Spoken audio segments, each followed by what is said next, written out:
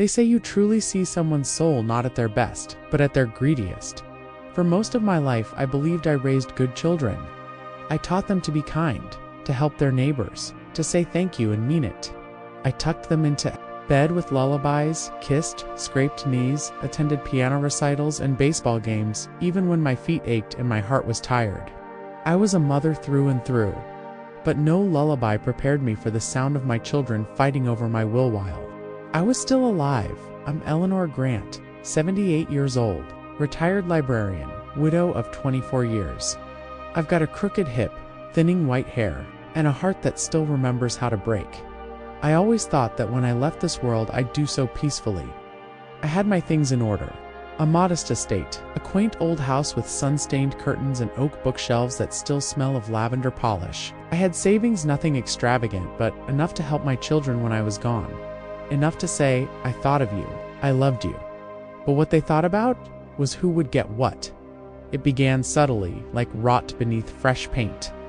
My eldest, Marjorie, started visiting more often, bringing up my will during lunch. "Just so we're clear, Mom," she'd say, napkin pressed against her lips. "You did list me as executor, right? You know I'm the most organized." Then came Thomas, my middle child, my once golden boy, dropping by and casually asking what my antique collection might be worth. "You know, for insurance reasons, Mom. Just thinking ahead." And sweet Anna, my baby, always the gentle one, started talking more about needing money to put her son through college, asking if I'd consider giving small living gifts before I passed to ease the tax burden later. Each conversation chipped away at me like a slow, steady hammer. I was still breathing, still dreaming, still laughing when the sun hit the porch just right, but to them, I was already a ghost with a checkbook. One night, I overheard them talking outside my room. They thought I was asleep. "Mom's memory isn't what it used to be," Marjorie whispered. "We should review the will, make sure she doesn't get manipulated by some outsider." "You know how lonely she's been, right?" Thomas replied, "especially after that nurse started coming around." "What's her name, Diane?" "She's not a nurse," Anna added. "She's a hospice volunteer, and she's just kind to her, that's all." That's all it was, the way she said it. Like kindness was something suspicious, dangerous. I closed my eyes, pretending I hadn't heard. But in that moment, something in me shifted. Sometimes, the people closest to you show their true faces only when they think you're no longer watching. Unknown, 3 weeks later, I faked my death. No, not literally. I didn't stage a dramatic disappearance or vanish into the woods with a fake passport. But emotionally, spiritually pulled back. I stopped trying to explain myself. I stopped defending my choices. I became quieter, smaller. I let them talk as if I wasn't in the room. And then, one rainy Tuesday, I updated my will. I didn't call my lawyer. I handwrote it, folded it carefully, and locked it in the little wooden box beneath the pianoware. I used to keep love letters from my husband, but I'll get to that later. Because before the stranger sat beside me on the park bench, I had to watch my children become strangers first. I remember the exact moment it broke me. It was the day after my birthday. I had baked my own cake. They all showed up late, Marjorie with a frown, Thomas glued to his phone, Anna whispering about how hard it is balancing Mom and the kids. And when I opened their gift, it wasn't personal. It was a joint Presentan air fryer. Not because I'd ever expressed interest, not because they thought I might enjoy it, but because it was practical. A machine to feed myself faster. They didn't see me anymore. They saw a burden, a bill, a body in decline. The cruelest thing aging reveals is not our mortality, the mortality of the love we thought would never fade. Eleanor Grant. So I started walking more. Every afternoon after lunch, I would leave the house with my cane and wander down to the park, sit on the same green bench facing the fountain, watch the ducks, listen to the wind. That's where I met him. A man in his 40s, maybe early 50s. He wore a gray coat and a quiet sadness, like a second skin. He always fed the birds. Always. Left half a sandwich on the bench when he left. One day I asked, "Why don't you finish it?" He smiled faintly and said, "I leave it for someone who needs it more." And then he walked away. No name, no explanation. Just that one act of silent compassion for the next several weeks. We crossed paths more often. He never sat too close. Never asked personal questions. He simply existed beside me like a lighthouse. In fog, and slowly, in those shared silences, I began to feel seen again. Not as a fading old woman, but as someone still alive inside. I never told my children about him. I didn't need more lectures, more suspicions. I just needed one place in the world where love still felt quiet, gentle, without motive. What happened next? I couldn't have planned, but it changed everything. Because one day, I didn't show up at the park, and the man in the gray coat came looking for me. He knocked on my door, and that's when I learned his name, and that's when I realized sometimes the family you build doesn't come from your womb. It finds you when your own blood forgets how to love you. My name is Eleanor Grant, and once not too long ago, I believed I had lived a decent life. I had grown old in the same house where I raised my children, laughed with my husband, painted the walls with memories. The oak tree in the front yard still had the tire swing my youngest, Anna, used to beg me to push. My husband, Leonard, carved our initials into its bark the day we moved in. Time had faded it, but it was still there, like everything else in this house, fading but not gone. Leonard passed away in his sleep on a rainy morning 12 years ago. One breath, then no more. I'd known grief, but this grief hollowed me out. We'd been married for 39 years. He was quiet, patient, the kind of man who read the newspaper every morning and kissed my hand when I passed him his coffee. I loved him in the way vines love brick walls, slowly, completely, without needing much in return. After his death, I shrank. My children Marjorie, Thomas, and Anna were grown by then. They called, they visited, but their lives had moved on, as they should. The first few years, I poured my energy into tending Leonard's garden. I hosted book clubs baked for the church. But as time passed, the days began to feel longer, thinner. Loneliness doesn't knock all at once. It drips in slowly like a leak in the roof you keep meaning to fix. And eventually you get used to the drip. About 4 years ago, I began to think more about my will. Not out of morbidity, but responsibility. I had always been practical. I consulted a lawyer, divided the assets evenly. The house, the savings, my mother's jewelry, Leonard's coin collection. I listed everything neatly. Gave a copy to Marjorie, the eldest, who I assumed would be the most level-headed. I didn't expect what came next. Within months, the mood shifted. At first it was subtle. Marjorie asked if I had considered selling the house and moving somewhere smaller. She said it would be easier for all of us. Then Thomas brought over a real estate friend just to get a valuation. Anna asked if I had any antiques. I didn't use any more things she might take now instead of later. At first, I chalked it up to concern. But concern doesn't come with dollar signs in the eyes. Concern doesn't whisper in hallways when you excuse yourself to the bathroom. One afternoon, I overheard them arguing in the kitchen. Mom said she was giving the piano to me, Anna hissed. That was years ago. She probably forgot, Marjorie snapped. Besides, I paid to have it tuned. You did that once, 10 years ago, Thomas chimed in. If anyone deserves it, it's me. I'm the one who visited every week after Dad died? I stood in the hallway, clutching the railing, stunned. They were speaking about my things, my memories, as if I were already gone. Children may forget what you said, but they never forget what you gave them, till they think someone else is getting more. I retreated back upstairs, closed the door, and cried into Leonard's old sweater. Over the next few months, the visits became transactional. Anna would bring groceries but leave with silverware. Thomas would help change a light bulb, then ask about the value of Leonard's stamps. Marjorie began referring to the house as the asset. Something inside me hardened. These were my children. I had rocked them to sleep, kissed their foreheads, read them bedtime stories. I had stayed up with fevers, gone without new clothes, so they could have Christmas gifts. Worked overtime to pay for braces, and yet here they were, circling me like vultures. It's not death, that's the tragedy. It's dying with a broken heart, while those around you pick it clean. I began taking longer walks. There's a park down the street, with a weathered green bench near a duck pond. That's where I started spending my afternoons.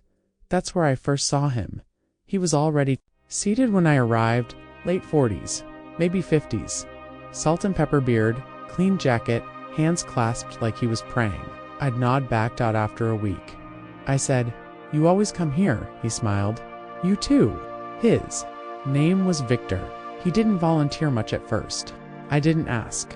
We just watched the ducks, occasionally fed them bits of sandwich. It became our ritual. For the first time in years, someone sat beside me without expecting anything. Weeks passed, then months. Slowly, stories began to emerge. He had been a nurse once, quit after losing a patient he was close to. Never married, no children. Lived nearby in a small apartment above a bookstore. He'd come to the park to clear his head, to feel less alone. I told him about Leonard, about the oak tree, about my children, though I left out the will. He listened, not out of politeness, but presence. He remembered details. He laughed at my dry jokes. He brought me tea in a thermos one chilly morning, saying, "You mentioned once your hands get cold." No one had remembered such a small thing in years. Then, one day, I fell. A root caught my shoe on the walk home. He stayed until the ambulance came, rode with me, held my hand. Marjorie was furious when she arrived at the hospital. "Who is this man?" she demanded.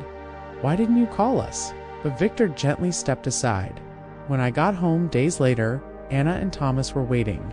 "We need to talk about your future," Thomas began. "We've been thinking about a care facility," Anna said. "It's time to be realistic." I looked at their faces, not cruel, just cold, efficient like estate planners. That night, I rewrote my will by hand, and I made a decision I never thought I'd make. Because sometimes, family isn't who shares your name, it's who sits beside you when you fall and says, "Take your time, I'm not going anywhere." The next morning, I sat in my chair by the window and stared out at the garden. Leonard once tended. The rose bushes were wilting. The bird bath was dry. Just like this house, once so full of life, now choked with silence. A week after the fall, the calls from my children slowed. They'd made their point. A care facility was best. They had already begun touring options. "Places with 24/7 support," Marjorie said. "And more people your age," Anna added. It didn't feel like help. It felt like eviction with smiles. But Victor came by every day. He brought soup one night, lentil from scratch. Helped me rearrange the pillows. Talked to me about a book he was reading. He never treated me like a patient or an obligation. He just showed up. Again and again. The ones who choose you in your weakest moments, those are the ones you never forget. One evening, he noticed a shoebox tucked beneath the coffee table. "May I?" he asked. I hesitated, then nodded. He lifted the lid and found old photographs. One of Leonard holding a baby Marjorie. One of all three kids dressed as pumpkins for Halloween. And then he saw the letter tied in a silk ribbon, yellowed with time. "Leonard?" he asked. I nodded. He wrote to me every Sunday while stationed overseas. Victor didn't read them. He didn't ask. He simply held the box like it was sacred. It had been years since anyone treated my memories like they mattered. That night, I watched him from the window as he left. He paused at the gate, turned back and waved. I waved too. My hand lingered in the air long after he disappeared. 3 days later, Marjorie returned with paperwork. "I've found a place," she said. "It's near a golf course. They have a theater room." She placed a pen beside a brochure. "Just sign, Mom. We'll help you pack." I didn't sign. Instead, I handed her an envelope. "What's this?" she asked. "My new will," she paled. "You can't just do this without consulting us." "I did consult someone," I replied. Her eyes narrowed. "The man from the park." I said nothing.